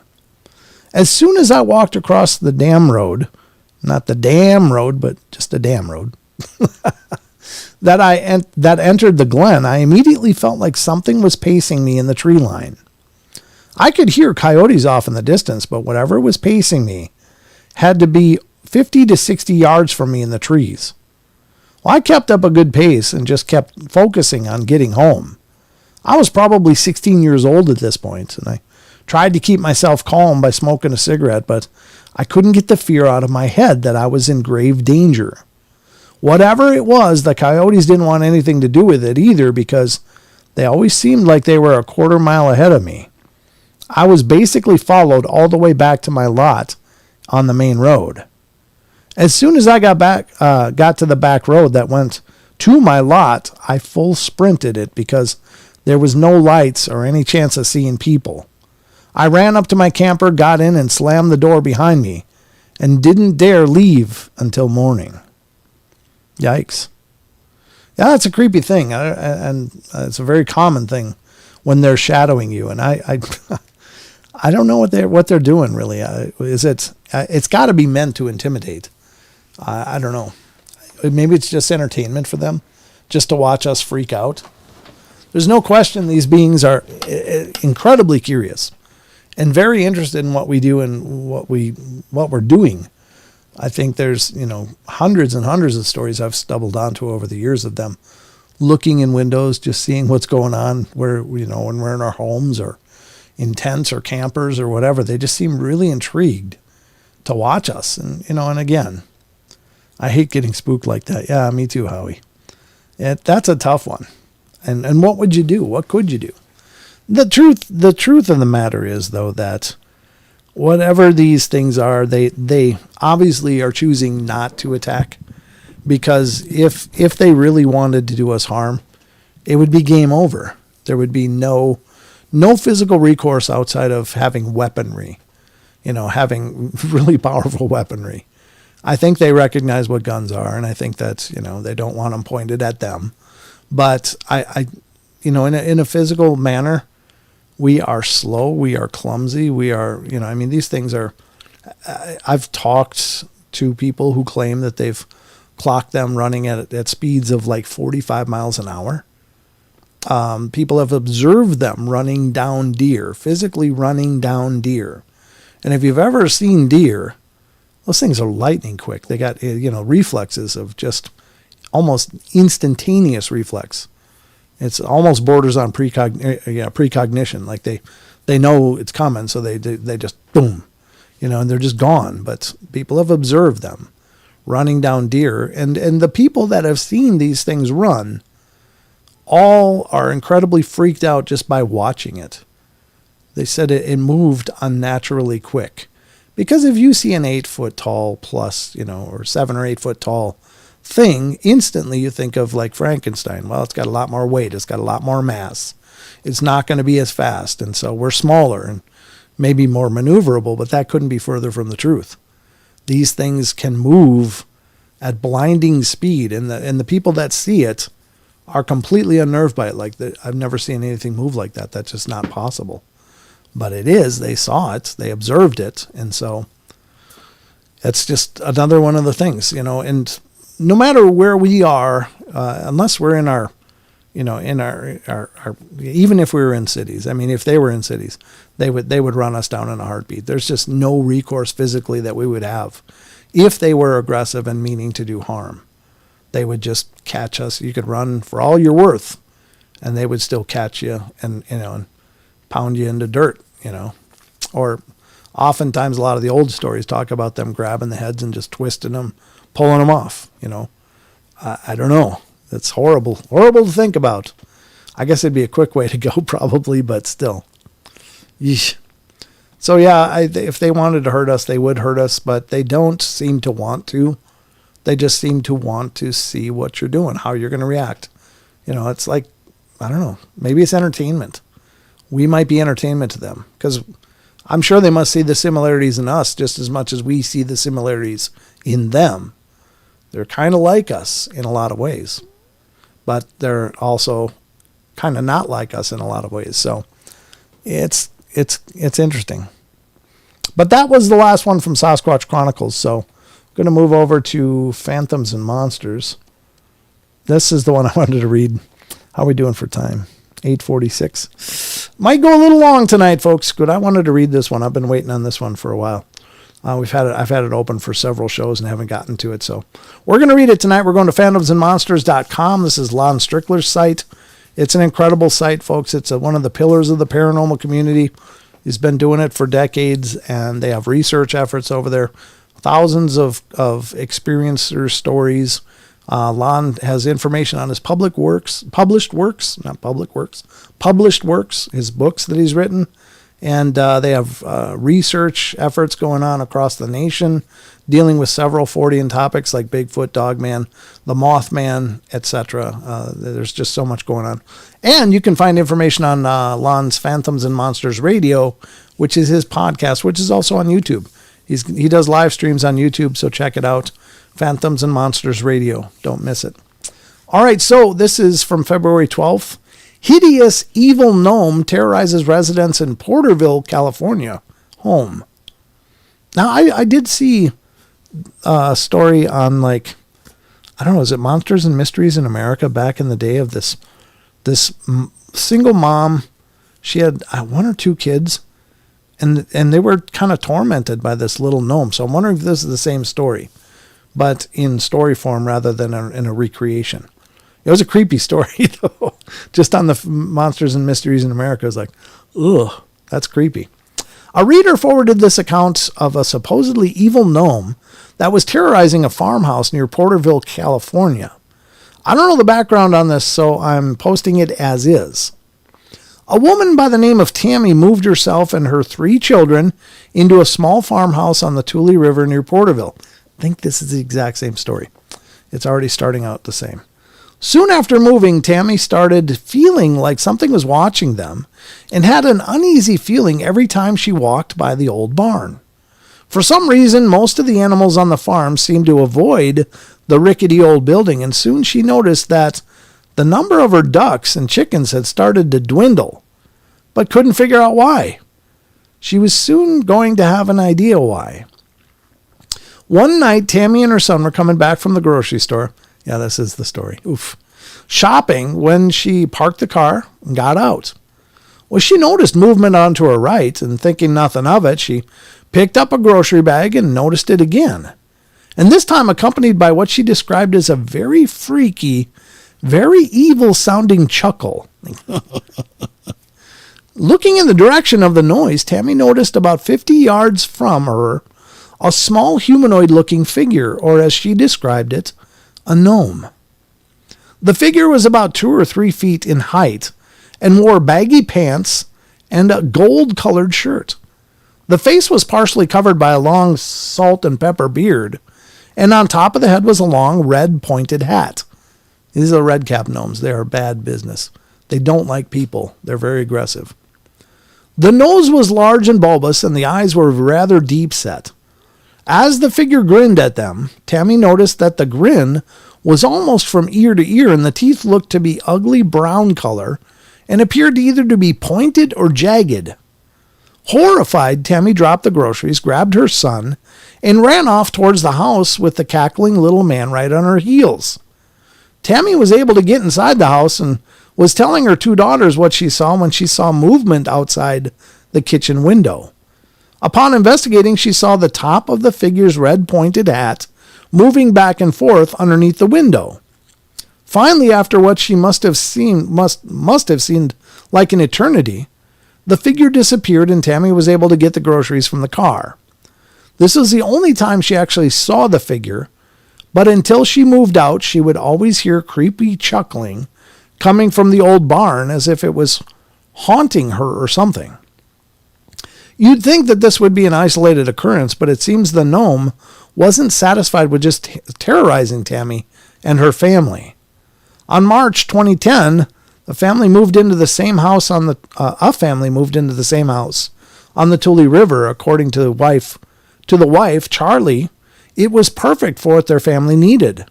Her husband took a particular liking to the pond on the property and decorated it with a fairy gnome and toadstool yard ornaments and stocked it with Japanese koi fish. Not surprisingly, Charlie and her family also had an eerie feeling about the old barn on the property and tried to stay away from it as much as possible. One night at around 3 a.m., Charlie and her husband were woken by what can only be described as a raspy, gurgly singing.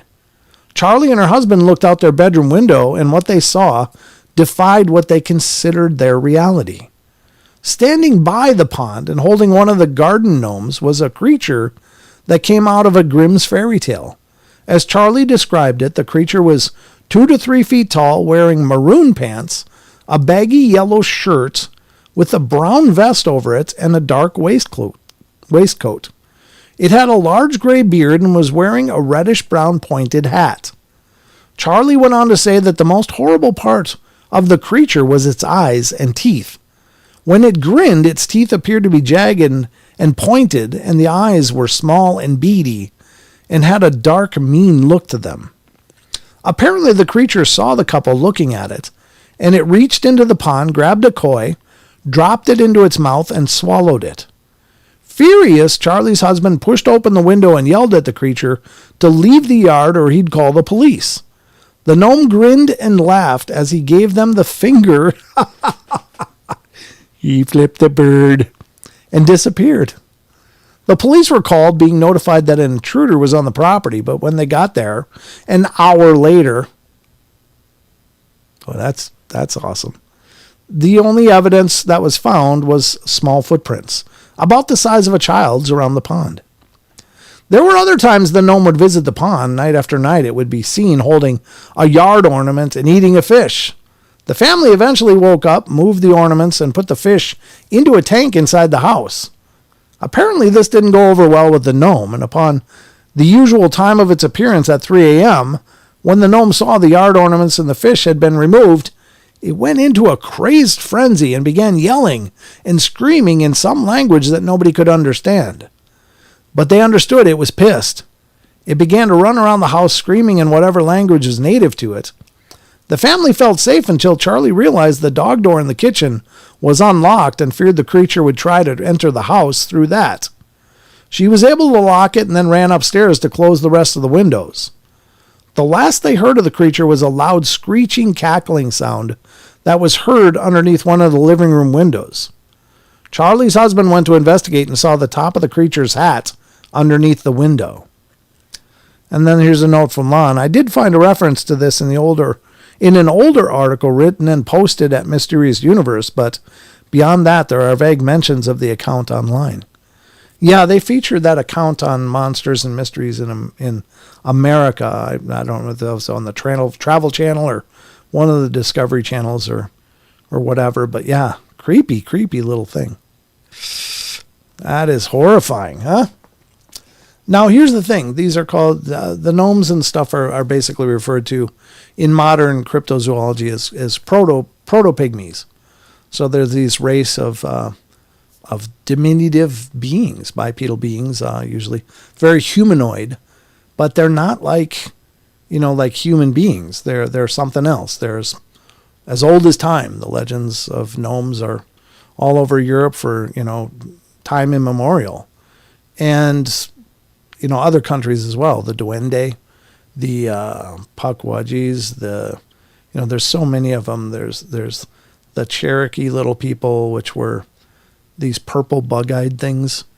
There's actually allegedly a trail cam image of what might be one out of Pennsylvania, but it's very interesting. I don't know where, how to find that anymore, but yeah, these are a race of not giant things like the Sasquatch, but little things.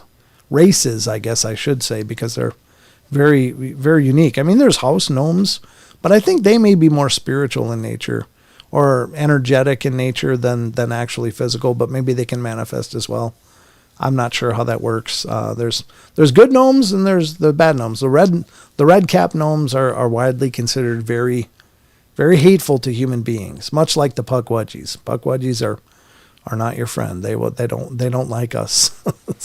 And they've been the legends say they use poison arrows. So if you start feeling things hitting you, get out quick. So I don't know why they hate people. I don't know what's going on. Maybe a long history of what's that? I don't know. Let's shoot it. And maybe after seeing that happen to loved ones, maybe that wears thin on you. I don't know. I'm not for sure that we're the bad guys in this story, but maybe that hate comes from somewhere. With Pukwudgies, it's allegedly jealousy because, the giants loved the people more than the Pukwudgies, or the people loved the giants more than the Pukwudgies, and they became jealous and competitive with the giants, and the giants raged and kicked the Pukwudgies to all corners of the nation, and then they plotted and took out the king of the giants or whatever. So, yeah, there's all kinds of history there. So anyway, there you have it. I wanted to bring you the gnome story because, as well as the Glimmer Man, that's another rarity. Rarely run into gnome stories. But when I do, it's unfortunate it's the same one I was already familiar with, but still a cool story. Still wild. What do you guys think? Do you believe there might be these diminutive beings out there too? Let me know. Another question of the week, maybe, Chucky. But I don't know. I think it's interesting. Anyway, I think the Fae have been around and persecuted by humans in the distant past. Yeah, probably, Chucky. Both feared and revered. The Fae have been both. Some cultures are very, very scared and wary of the Fae, and others seem to be welcoming and so answer yes, Brent. What? Answer yes, you believe? Okay. I hear you, Digger. Digger dog. I hear you. Well, I think we went a little long, but I hope you guys enjoyed the journey. I guess we didn't. It's actually 8:58, so I did wrap that up in just enough time. How's that for punctuality? Still, the sign is burned out. I have to either get another power adapter, or I just got to take that down and put in a new thing of lights. Not looking forward to either, honestly. But at any rate, I don't know. Scotland has takes of murderous elves called red caps. Yeah, I think these are the red caps. Who's that? Manulani. The red cap gnomes are the same thing, I believe. But don't take it from me. Maybe they came over when people came over. Maybe they stowed away on ships because they're so little they could just hide. I'm not sure if they were here or if they were introduced. I will say somewhere in the east, there's a legend of an entire graveyard that was discovered by people that settled the area of these small form bodies, like an entire graveyard of significant size that had apparently thousands of small skeletons in it. And they couldn't all have been children. Apparently, by those that observed the bones, they were not like infants or kids. They had fully formed skulls and teeth that you would expect in, an older physical form than just, so. Now, where did those bodies go?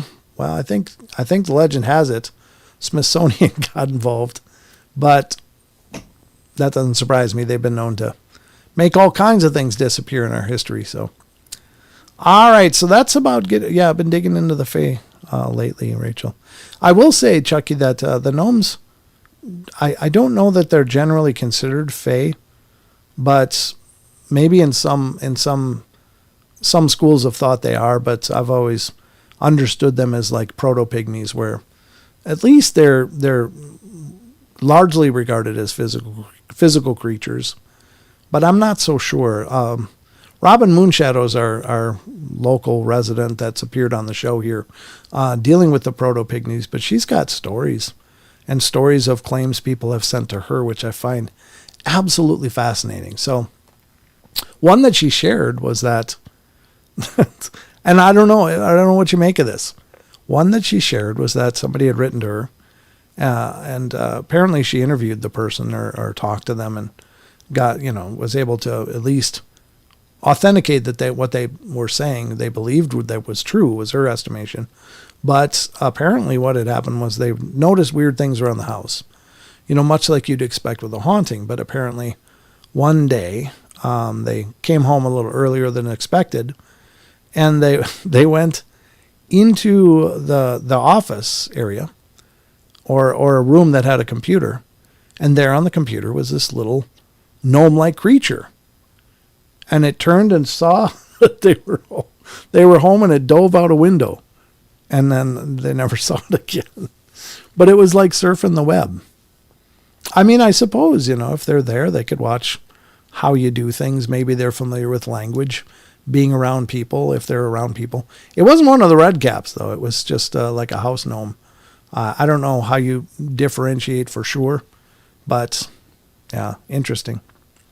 I know in a lot of in Slavic countries they have a belief of a domovoi, and a domovoi is essentially a spirit of the house that can be observed as a small creature as well. So I don't know if that's just another term for the same thing, like a house gnome in one culture is a domovoi in another, and it's more of a spiritual thing, but perhaps physical as well. I don't know. But at any rate, that's the show I got for you. I really need loves, y'all, face. I really need loves, y'all. Well, lots of loves to you, Maggie. I really need loves. Maybe they work together. I don't know. Philip says, I'd charge him rent and pay for internet. Yeah, no kidding. I don't know. Maybe we could pay you with gold. Who knows? Maybe they're like leprechauns. They've got buckets of gold under there. I don't know. Look for the rainbows, folks. All right. Well, that's going to wrap up the journey tonight. I hope you guys had a good time. Sorry Don wasn't here tonight. It's probably a little more subdued when I'm doing the shows alone. Maybe a little less lively than you're used to, but I hope you had a good time hanging out with me anyway. I think it's been some great discussion tonight, and thank you all for being here and being a part of the journey. As always, it's an incredible pleasure to do these shows with you guys and do them for you guys. So I'll be back Friday night. Sheldon should be with me, and we'll dive back into it again for a couple hours. So 7 p.m. Pacific Standard Time, Wednesday, Friday, Saturday. That's when the live shows happen. If you're one of the new names that was here, I'd love to have you get subscribed and become part of the show all the time. But at least thank you for stopping in and checking it out.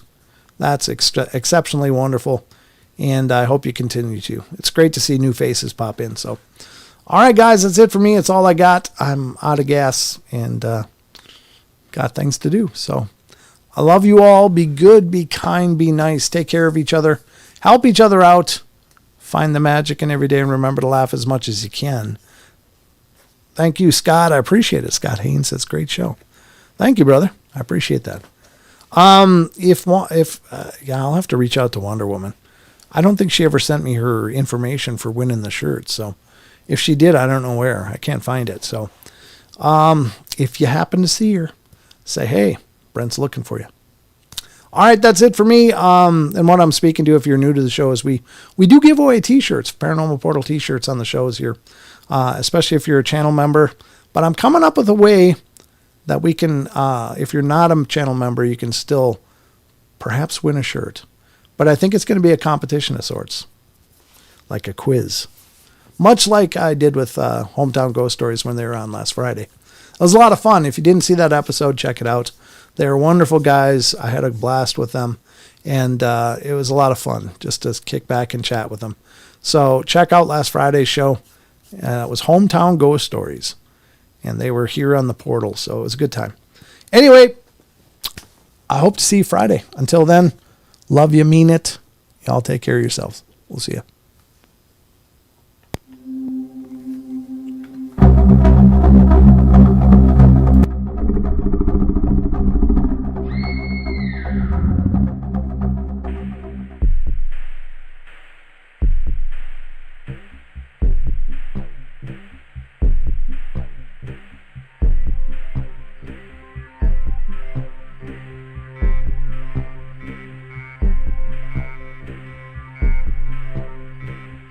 Woo!